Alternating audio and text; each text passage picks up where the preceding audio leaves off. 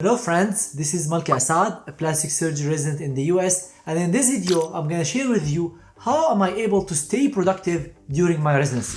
The first tip to being productive during residency is to understand your priorities. And this is a common mistake I see other residents make, is that they juggle too many things. They have so many things on their hand and they won't give enough time for each, because time is extremely limited during residency.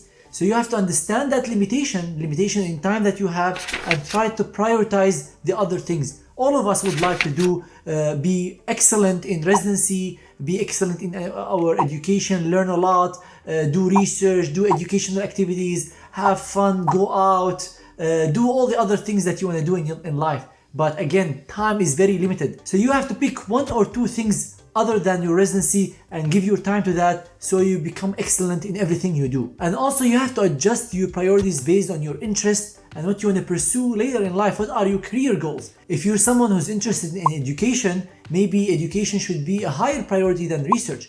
If you're someone who's not interested in academia at all, doesn't enjoy doing research, doesn't want to do research in the future, maybe just do the requirements for your residency and give that time to something else that can help you in your career. Because not everyone is supposed to be a perfect researcher or perfect educator or a perfect clinician. Each one of us has different interests, different skills, and should be prioritizing things that fit within their personality, within their interest, and within what they want to do in the future. After you understand your priorities, you have to ask yourself which of these priorities is realistic. Realistic based on the time you have. Let's say you're interested in doing a basic science research project during your residency, and that research project takes around 5 hours a day, and you only have 4 hours free time a day. That would not be realistic to pursue that basic science research project. So you have to say no. You have to understand that this, although it might be very appealing to you, that would not fit with the time that you have. It would not be realistic. Let's say that you wanna run a randomized clinical trial that would take 7 hours a day and you have 5 hours free. You might be recruiting help and you might be able to do it, but if that didn't work or you couldn't get help and you need to dedicate 7 hours when you only have 5, that would also not work. So you have to understand how much time you have and say no to things based on how realistic they are. And I want to emphasize this point again in the third tip, which is learn how to say no. And this is a great tip when it comes to being productive, because if you're saying yes to everything, you would be having so many things that won't be completed, which means you're not productive. Someone who finishes 2 or 3 things is better than someone who has 6 things going and none of them get completed. And this is extremely common in residency. People take things on, they start working on them, they never get completed. They finish their residency, they graduate, and the research projects are not completed. Their other initiatives, they didn't complete them, and they are not considered productive. So saying no, surprisingly, might help you increase your productivity and get things done. And then once you have time after you finish these tasks, you can take other tasks on based on whether they're realistic or not, and based whether they fit your priorities and your goals in life. But trust me, saying no is not easy. It's actually very difficult, because you might feel that you're disappointing the person who is asking you if you say no. And it was very difficult to me in the beginning as well, because I love working with everyone who's asking me to do a project with them, to do something with them. And me saying no, it's not because I don't want to work with them. It's just because I don't have enough time to do all these things, to say yes to everything. So saying no is not easy. It comes with practice, but you have to do it. You have at some point in time realize what is important to you and what is not, how much time you have, and based on that you have to start saying no. The fourth tip is to follow a schedule. A key to being productive is to have a schedule of what you want to do every day, especially with your free time. You generally don't have much control over your time during residency when you are actually working, but the moment you leave the hospital, your time is in your hand. So you have to see how much time you have, and I made a detailed video on how you can organize your time during residency, and I'll leave the link for that in the cards above and in the description below. But you have to follow a schedule. So you have to create a schedule first so you can follow that schedule and follow it strictly. I know students or residents who make schedules, spend hours making schedule, and they never follow the schedule. So you have to see, okay, from 5 to 6, I'll be working out. From 6 to 7, I'll be eating. From 7 to 9, I'll be working on research. And follow that schedule. Don't let your temptation or like, oh, now I'm not gonna do it today, I'll do it tomorrow, and this procrastination is gonna kill your schedule. But if you have a schedule, that will kill the procrastination, because you know if you don't do it now, it will not be done. So if you have a schedule, in my experience, that decreases the possibility of you procrastinating.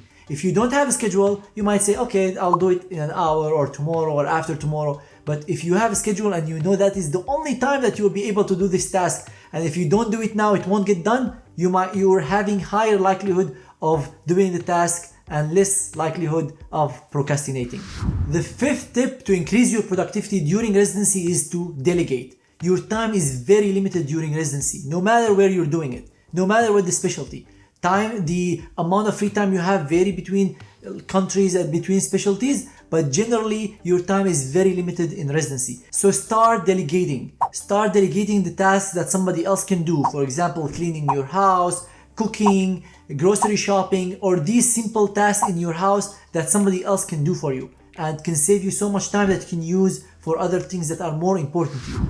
And the next step is to be efficient during your work hours. So during your residency, when you are actually working on patients, writing notes, try to be efficient. And it might be a very generic cliche advice to be efficient. How can I be efficient? I can give you examples from my life on how I increased my efficiency and productivity during my work hours. During my work hours, I realized that a big component of my day is going to writing notes and collecting stuff from here and there in the ED to do the procedure that I wanted to do. So I started measuring. I look at the hour when I'm starting the consult and I see how much time it's taking me for each step. And I started doing certain small things to help decrease that time. For example, I started using dot phrases. So instead of typing everything from zero, I know, for example, certain patterns for certain consults. So generally, it's gonna include these type of things. For example, the exam is gonna be something similar to that. I would definitely read it, fix whatever needs to be fixed based on each patient,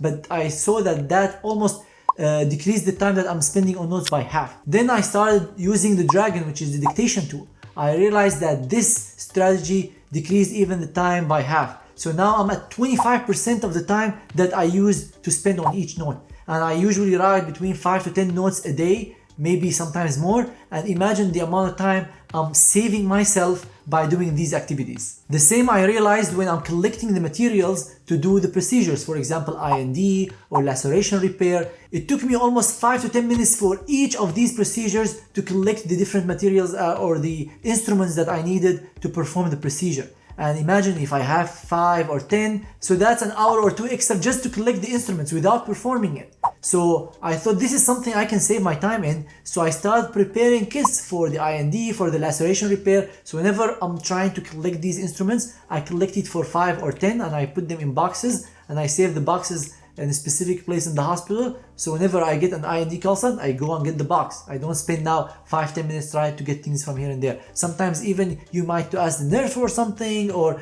someone has to grab you something which might take even more than 10 minutes. So by doing this, something very simple. I didn't do a radical change. I just collected things in a box and now I'm saving an hour or 2 of my day. So during your day, measure how much time you're spending on each task. Analyze these tasks. See if is there anything that you can do to decrease the amount of time spent on these tasks? What are the possible things that you can do? Ask your colleagues, your friends, your co-residents. Maybe they have a strategy that they are using to help them save time that you are not aware of, and you can start implementing it. These small changes of 5-10 minutes per thing can add up to hours a day, which add up to days or even weeks in a year. And my final tip is to multitask when appropriate, and put 5 lines under when appropriate. Because you don't want to multitask in the things that needs your full attention. For example, me, when I'm studying, I can't multitask. I can't talk to someone and study at the same time. When I'm writing my notes, I can't multitask. When I'm doing surgery, I can't multitask. But when I'm driving or cleaning or doing grocery shopping, I might be able to multitask. So I might talk to people, listen to a podcast, to a book. So try to find the parts of your day that allow you to multitask, and multitask when appropriate. That brings us to the end of this video on how am I able to stay productive during my residency. If you have any tips that helps you during studying, during your residency, or help other applicants around you, drop them in the comments below so everyone can benefit from that. If you have any questions, don't hesitate to reach out to us to our email info@thematchguy.com, my Facebook page Malki Assad MD, or my Instagram or Twitter @Malki Assad. If you find any value in this video, make sure to hit the like button, subscribe to the channel, and hit the bell sign so you get notified whenever I post future videos on my YouTube channel. Thank you everyone so much for watching, and see you in future videos. Peace.